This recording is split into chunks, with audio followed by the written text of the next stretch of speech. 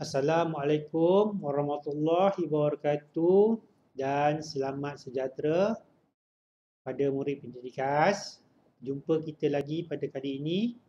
Saya Cikgu Syarul akan mengajar kamu mata pelajaran Kemahiran Hidup Asas Perkebunan. Okey, tajuk yang cikgu nak ajar hari ini adalah kegunaan alatan kebun.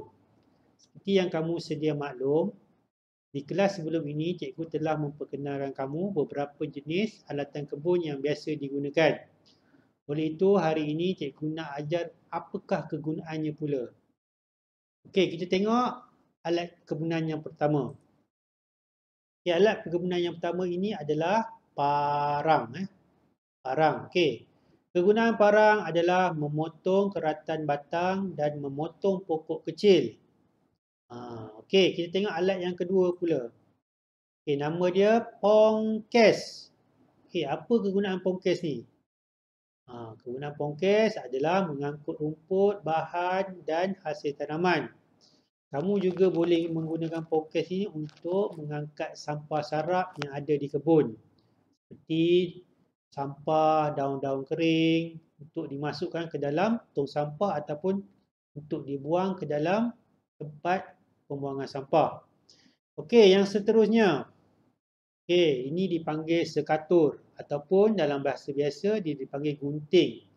Dia bukan gunting untuk gunting kertas, tapi dia untuk menggunting dahan, ranting dan memotong hasil kutipan tanaman. Okey, secara amnya sekatur ni digunakan untuk memotong batang sayur-sayuran dan membuang daun yang layu atau mati. Okey, kita lihat yang seterusnya. Okey, ini dinamakan serampang tangan. Okey, tugas kegunaan serampang tangan adalah untuk mengembur tanah dan mencabut rumput. Okey. Kita tengok alat yang seterusnya. Okey, ini pencakar. Pencakar ni fungsi dia sama macam penyapu tapi dia digunakan di tanah, di tempat-tempat yang permukaannya tanah dan kasar. Okey, seperti di luar rumah.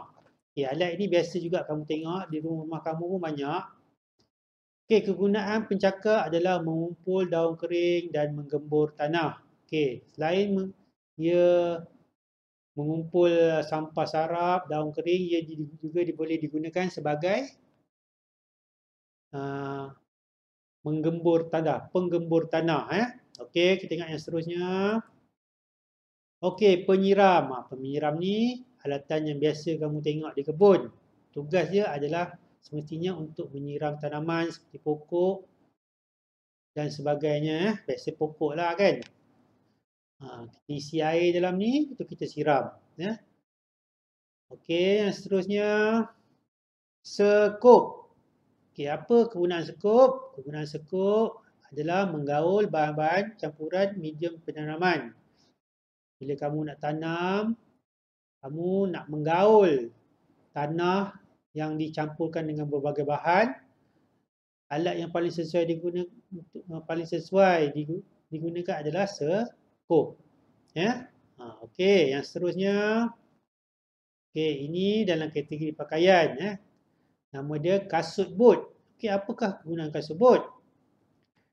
Kasut bot ialah melindungi kaki dari duri dan bahan yang tajam. Okey, seperti yang kamu tahu, di kebun adalah tempat yang sangat bahaya.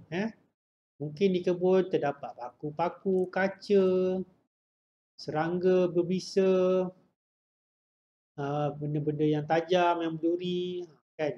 Ular kita tak tahu. So, sebagai langkah keselamatan sebelum terjadi apa-apa, sebaiknya kita memakai kasut bot. Kasut bot ni lebih selamat. Okey. Kita tengok yang seterusnya. Okey, yang seterusnya adalah cangkul.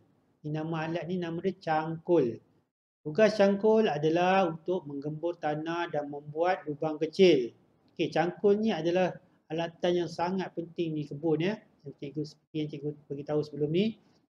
Cangkul bukan sahaja boleh menggembur tanah dan membuat lubang. Malah cangkul ni digunakan untuk membuat batas. Okey, membuat longkang. Membuat saluran air. Banyak kegunaan jangkau ni. Okey, seterusnya. Okey, ini adalah kereta sorong. Kegunaan kereta sorong adalah untuk mengangkut bahan tanaman atau campuran tanah. Ya, biasa kamu akan tengok ni di kebun, kita nak angkat, biasanya di kebun ni kita nak angkat barang-barang yang berat. Mungkin kita tak mampu nak angkat menggunakan kedua tangan kita kan. Mungkin terlalu berat. Alternatif yang terbaik untuk kamu guna untuk mengangkut barang adalah kereta sorong. Kamu boleh angkat tanah, kamu boleh angkat pasu, kamu boleh angkat baja, kan? Guna kereta ni. Tidaklah kamu menggunakan kekuatan yang lebih. Kalau ada kereta kebun, dia ada roda, kamu hanya tolak, kamu hanya perlu menggunakan sedikit sahaja tenaga. Itu saja gunanya. Okey. Itu saja apa yang cikgu nak ajar ini. So, cikgu harap kamu dengar, kamu fokus, kamu beri tumpuan apa yang cikgu ajar tadi. Okey, selepas kelas ini cikgu akan memberi kamu latihan. So, cikgu harap kamu dapat menyiapkan latihan itu. Okey, andai kata kamu terlupa dan tidak mengingati apa yang cikgu ajar tadi, kamu boleh ulang balik video ni.